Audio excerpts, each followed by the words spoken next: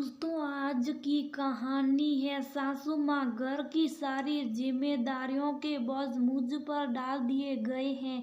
दोस्तों, कहानी शुरू करने से पहले अगर हमारे चैनल को सब्सक्राइब नहीं किया हो तो कर लीजिए ताकि आपके पास पहुंचे हर नया वीडियो। रागिनी राजीव के कंधे का सहारा लेते हुए अपने कमरे की ओर धीरे धीरे बढ़ रही थी। रागिनी की चिंता स्वाभाविक थी। पैर में मोच के बाद वह सीधी भी चल नहीं पा रही थी। दर्द भूलकर उसके दिमाग में सिर्फ आने वाले दिन के काम घूम रहे थे। तुझे भी भगवान आज का दिन ही मिला था मुझे शॉट देने को। दीदी भी कल आ रही हैं मम्मी जी, और उन्हें यही लगेगा काम ना करना पड़ा, इसलिए महारानी बहाना लेकर बैठ गई। राजीव मैडम क्या मन ही मन बड़बड़ा रही, दूसरा पैर तो सही है, उस पर भी जोर डालो। सारा का सारा वजन मेरे कमजोर कंधे पर डाल दिया। रागिनी गुस्से से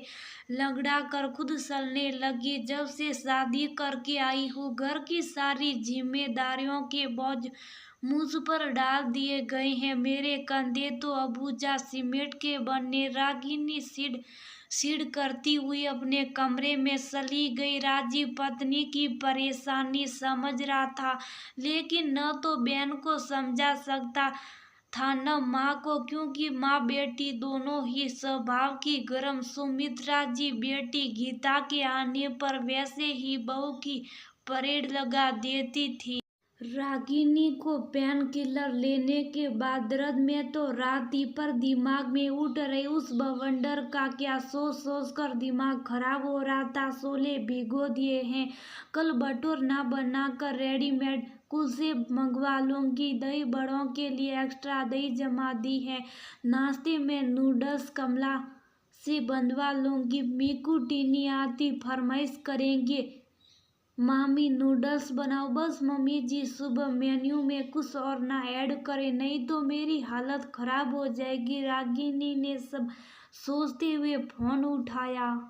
और रात को किसको फोन लगा रही? राजीव कमला को। कल वह छुट्टी कर गई तो मैं क्या करूंगी? रागिनी घबराते हुए, यार तुम औरतें कितनी नेगेटिव होती हो, सब गड़बड़ी होगी, ऐसा क्यों सोचती हो? कई बार कहानी में अच्छे ट्विस्ट भी आ जाते, सो पॉजिटिव रहो और चुप करके सो जाओ। राजीव ने रागिनी से फोन लेकर अपने पास रख दिया। बस जिसका डर था वही हुआ। रागिनी को ज्यादा सोचने से नींद देर से आई। अलार्म बजता रहा, उसने सुना ही नहीं। राजीव की आईने के आगे तैयार होता देख, ये भगवान क्या बज रहा, आपने मुझे उठाया क्यों नहीं? रागिनी झटके से उठी, पैर जमीन पर रखती सीख निकल गई।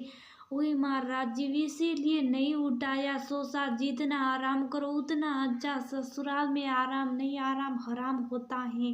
रागिनी ने उठने की कोशिश करते हुए कहा। रागिनी धीरे धीरे रसोई में पहुंची। कमला ने बच्चों को दूध गर्म कर दे दिया था। सुमित्रा जी सोलों को सीटी लगवा रही थी। दही बड़े की चटनियाँ बना चुकी थी। नाश्ते में बड़ों के लिए पोहे और बच्चों के नूडल्स बन चुके थे। रागिनी ने आंखें मसली। उसे अपनी किस्मत पर यकीन नहीं हो रहा था कि उसके अनुपस्थिति में इतने मैनेजमेंट के साथ काम हो रहा। बहू, अब पैर का दर्द कैसा है? ठीक है मम्मी जी।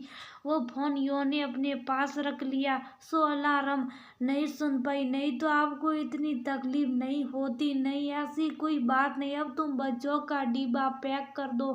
राजीव और पापा जी को मैं चाय के साथ पुआ दे रही हो। रागिनी को समझ नहीं आ रहा था आज हो क्या रहा। चोट मेरे पैर में लगी है या मम्मी जी के दिमाग में? बिना किसी ताने तुनके वो चुपचाप रसोई के काम कर रही। गीता अपने बच्चों के साथ पहुंच गई थी। सबने साथ बैठकर नाश्ता किया। गीता का व्यवहार भी आज अलग था। वह भाभी भाभी चिल्लाने की बजाय अपने बच्चों को खुद ही सर्व कर रही थी। इतने में अविनाश जवाई जी अपनी माँ और बहन को लेकर आ गए सुमित्रा जी गीता के ससुराल वालों की खातिरदारी में लग गई। गीता माँ के साथ रसोई में दही बड़े तलने को जाने लगी। रागिनी के सोफे से उठती, अरे बहू तुम आराम करो, मैं गीता कर लेंगे, आखिर बहू भी तो घर का ही सदस्य, उसकी तकलीफ में उसका ध्यान रखना ससुराल वालों का फर्ज है। और नहीं तो क्या भाभी, मैं तो जल्दी इसलिए आई थी कि माँ की कुछ मदद करवा दूं। आप बैठो, ननन का भी कुछ फर्ज होता है, हमेशा तो आपसे सेवा लेती हूँ, कभी मुझे भी मौका दो। रागिनी असमंजस की स्थिति में थी।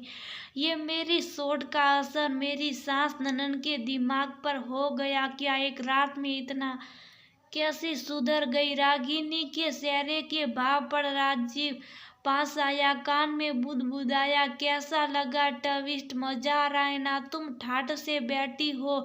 दीदी और मम्मी रसोई में सचमुच मजा तो बहुत आ रहा, पर ये कैसे संभव हुआ? रागिनी उत्साह से, ये सब पापा जी का दिमाग है। मुझे बोले, बहू को बोल, ज्यादा नहीं सोचे, मैं सब मैनेज कर लूंगा। वो ने अविनाश जी को फोन कर दिया कि बहन की सगाई की अंगूठी की शॉपिंग में मेरे जान कर से करवा दूंगा। अच्छा डिस्काउंट भी मिल जाएगा। आप बहन और समधन जी को यहाँ ले आइए, सल पान के बाद में आपको ले चलूंगा। पापा जी जानते थे गीता अपनी ननन के सामने आदर्श ननन और मम्मी अपनी समधन के सामने आदर्श सास का उदाहरण प्रस्तुत करेगी, जिसका फायदा मेरी घायल बहू को मिल जाएगा। ओ पापा जी बड़े पहुंचे हुए खिलाड़ी निकले। अब समझ आया मुझे, ये ट्विस्ट पहुंचे हुए खिलाड़ी नहीं बहू, इसे अनुभवी खिलाड़ी कहते हैं।